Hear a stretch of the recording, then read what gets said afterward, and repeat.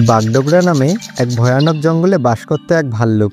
সে ছিল অনেক ভয়ঙ্কর এবং দুষ্টু।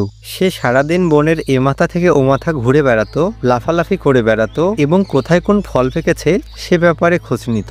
এমনই একদিন ঘুরতে ঘুরতে সে হঠাৎ একটা কাঁঠালের গাছ দেখতে পেল। সেই কাঁঠাল গাছে ছিল অনেক অনেক পাকা কাঁঠাল। তখন ভাল্লুকটি কাঁঠাল গাছের কাছে যায় এবং মনে মনে চিন্তা করে, আরে এ তো দেখছি কাঁঠালের রাজ্য, গাছ ভর্তি টসটসে পাকা কাঁঠাল। আহা কি মিষ্টি গন্ধ, জিভে জল এসে গেল। তা ঠিক আছে, কিন্তু এখন তো আমার পেট একবারে ঠাসা, আর একটুও ঢুকবে না। ঠিক আছে, আজ না হয় বাদ দেই, কাল সকালে সূর্য ওঠার আগে এসে একবারে মন ভরে কাঁঠাল খাবো। এই গাছটা আমি রেখেই দিলাম, কাল সকালে দেখা হবে কাঁঠাল বন্ধু। এরপর ভাল্লুক চলে গেল বনে এবং পরের দিন সকালে কাঁঠাল খাওয়ার জন্য সে আবার চলে আসলো। কিন্তু সে এসে দেখে একই কাণ্ড, গাছে কোনো কাঁঠাল নেই। কাল এসে দেখলাম গাছ ভর্তি পাকা কাঁঠাল। ভাবলাম আজ তো পেট ভরা, কাল সকালে আরামে এসে কাঁঠাল খাবো। এমনকি ঘুমোতে যাওয়ার আগে পর্যন্ত কাঁঠালের স্বপ্ন দেখেছি, কিন্তু আজ এলাম দেখি একটাও কাঁঠাল নেই। কে যেন সব কাঁঠাল খেয়ে নিয়েছে। এত কাঁঠাল দেখে লোভ সামলাতে পারি নাই, কিন্তু আমার মনে হয়েছিল আমার সাথেই কি এমন হয়।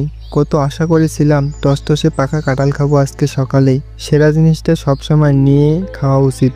এখন বুঝলাম বেশি ভাবলে কপালে কাঁঠাল নয়, শুধু আফসোস জোটে। তখনই সেইখানে একটা বানর চলে আসে।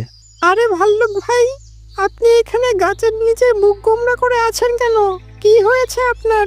কি আর বলবো বানর ভাই, গতকাল এই গাছে অনেকগুলো কাঁঠাল দেখেছিলাম, তখন পেট ভরা ছিল, ভাবলাম আজকে সকালে এসে খাবো, কিন্তু এসে দেখলাম সব কাঁঠাল গায়েব হয়ে গেছে, কে যেন খেয়ে ফেলেছে। দুঃখিত ভাল্লুক ভাই, আমি জানতাম না আপনি এগুলো রেখে গেছেন। পাকা কাঁঠাল দেখে আমরা সবাই মিলে খেয়ে ফেলেছি। দোষ তো আমাদেরই হয়েছে, আপনি না বললে বুঝতেই পারতাম না। না, তোমার দোষ দিচ্ছি না, দেরি তো আমিই করেছিলাম। আজ বুঝলাম সুযোগ সামনে থাকলে তখনই কাজে লাগাতে হয়, নয়তো পরে আফসোস থেকেই যায়। তাহলে চলেন, চিন্তা করবেন না। ওদিকে জঙ্গলে আর একটা কাঁঠালের গাছ দেখেছি, সেখানে অনেক পাকা কাঁঠাল ঝুলছে।